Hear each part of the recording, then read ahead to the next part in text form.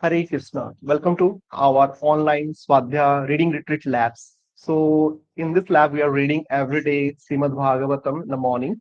And last time we have started with Śrīmad Bhāgavatam, Canto number 9. So, chapter number 3 we are studying. So, let's continue. And before that, people who have missed it out, you can just check it out the lab, my YouTube session, Medium O, that is a lab name, YouTube name. And before that, I will also recommend to go for the, if you are having, the best way is to read from the hard copy. So this is the Srimad Bhagavatam hard copy. You can also always find the entire set in the nearest ISKCON temple. So if you wish to buy something same book, let me know. I can also help you how to get it from the nearest center. So now let's move on. We will continue with the mind map. Let's start what we have covered so far. So yeah, we have started with the canto number 9, chapter number 3, the marriage of Sukanya and Shyavanamuni. And in this, the first part we have covered marriage of Sukanya and Shyavanamuni, how it is happening. Then is Shyavanamuni, he was old, but he wants to become a young man. He took help from Ashwini Kumars. So it talks about the medical practitioner those days, in the ancient days, how it was so much advanced, right? So then Shivanamuni, how he becomes a young man. So that we covered in the verse number 11 to 17. So today we'll be covering the third part of this chapter, which is basically the verse number 18 to verse number 23. So now let's begin. Let's move on to the Vedabes and we will continue from the verse number 18. Verse number 18. Translations. Thereafter, King Sharyati, desiring to perform a sacrifice, went to the residence of Shyavanamuni. There he saw by the side of his daughter a very beautiful young man, as bright as the sun. Moving to the next verse, verse number 19. Translation. After receiving obeisances from his daughter, the king, instead of offering blessing to her, appeared very displeased and spoke as follows.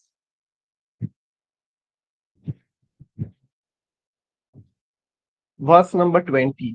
Translation. O unchaste girl, what is that you have desired to do? You have cheated the most respectable husband who is honored by everyone. For I see that because he was old, diseased, and therefore unattractive, you have left his company to accept as your husband this young man who appears to be a beggar from the street.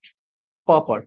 This shows the values of Vedic culture. According to the circumstances, Sukanya had been given a husband who was too old to be compatible with her because Javanamuni was diseased and very old. He was certainly unfit for the beautiful daughter of King Sharyati.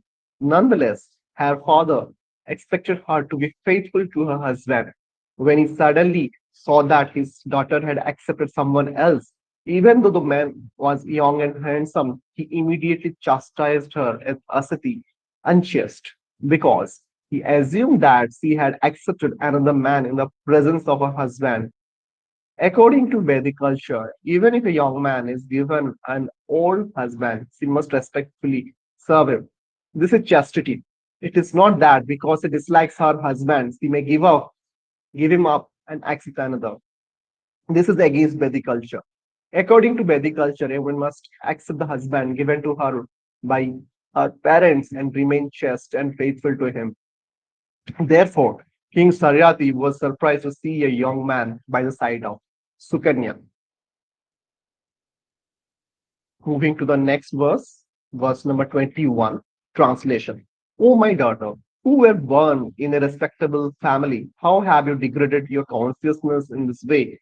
How is it that you are seamless in maintaining a paramour? You will thus degrade the dynasties of both your father and your husband to hell life. Purport. It is quite clear that according to Vedic culture, a woman who accepts a paramour or second husband in the presence of the husband she has married is certainly responsible for the degradation of her father's family and the family of her husband. The rules of Vedic culture in this regard are strictly observed in the respectable families of Brahmanas, Kshatriyas, and Vaishyas even today. Only the Sudras are degraded in this matter. For a woman of the Brahmana, Kshatriya, or Vaishya class to accept another husband in the presence of the husband she has married, or to file for divorce or accept a boyfriend or paramour is unacceptable in the Vedic culture. Therefore, King Sharyati, who didn't know the real facts of Shyavanmuni's transformation, was surprised to see the behavior of his daughter. We will move on to the next verse, verse number 22. Translation. Sukanya, however, being very proud of her chastity, smiled upon hearing the rebukes of her father.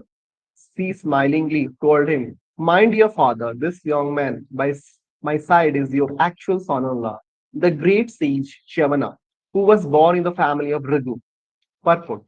Although the father justified the daughter, assuming that she had accepted another husband, the daughter knew that she was completely honest and chaste, and therefore she was smiling.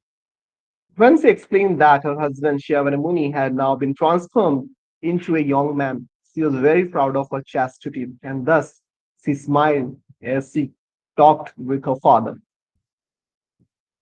Verse number 23. Translation. Thus, Sukanya explained how her husband had received the beautiful body of a young man. When the king heard this, he was very surprised, and in great pleasure he embraced his beloved daughter. So this we have seen in this verse number 18 to 23 how Saryatis is actually very much happy with the Sukanya's chastity. So although he was actually thinking that something wrong happened and Sukanya has accepted some other person instead of Shavana Rishi. So now when Sukanya explained that the entire thing, which we have already seen in the last segment or last part of the 11 to 17 of the verses, right? So now Saryati is very happy with Sukanya, and this is how the story, the entire flow. And in the next segment, the last segment in the next section, we will be covering verse number 27 to 36. So, here we have seen 20, this till verse number 23, I think I have written. So it should be ideally 26 then. So let me correct it. And we will continue to another three verses. We will continue, then we will stop here. Right? Let's continue. Verse number 24. Shravana Muni by his own prowess enabled King Sharyati to perform the Soma Yajna. The Muni offered a full pot of Somarasha to the Ashwini Kumaras, although they were unfit to drink it. Verse number 25. Translation. King Indra, being perturbed and angry, wanted to kill Shavana Muni and therefore impetuously took off his thunderbolt, but Shavana Muni, by his powers, paralyzed Indra's arm that held the thunderbolt. Verse number 26. Translation. Although the Aswini Kumaras were only physicians and were therefore excluded from drinking Somarasha in sacrifices, the demigods agreed to allow them henceforward to drink it. So this was the coverage of verses allocated for today session, and we will continue to study this. And in the next session, we'll be completing this chapter that is from verse number 27 to verse number 36. Hare Krishna. Srila Prabhupada ki jai. Śrīmad Bhāgavatam ki jai.